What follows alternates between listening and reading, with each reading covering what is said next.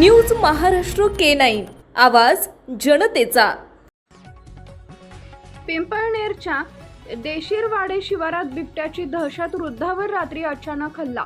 शतपावली वृद्धाच्या जीवावर बेतली। मित्रांच्या आरडाओरडीनंतर बिबट्यानं धूम ठोकली।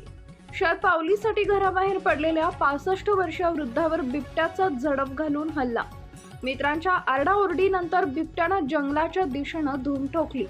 पिंपळनेर परिसरातील देशीरवाडे शिवारात बिबट्याची दहशत पुन्हा एकदा समोर आली असून रात्रीच्या वेळी एका 65 वर्षीय वृद्ध व्यक्तीवर बिबट्यानं हल्ला केल्याची धक्कादायक घटना घडली आहे। या घटनेमुळे परिसरातील ग्रामस्थांमध्ये भीतीचं वातावरण निर्माण झालंय। मिळालेल्या माहितीनुसार संबंधित वृद्ध व्यक्ती रात्री जेवण आटोपल्यानंतर नेहमीप्रमाणे मित्रांसोबत शतपावली करण्यासाठी घराबाहेर पडले होते। यावेळी अंधाराचा फायदा घेत दबा धरून बसलेल्या बिबट्यानं अचानक त्यांच्यावर झडप घालत हल्ला केला। अचानक झालेल्या या प्रकारामुळे परिसरात एकच गोंधळ उडाला।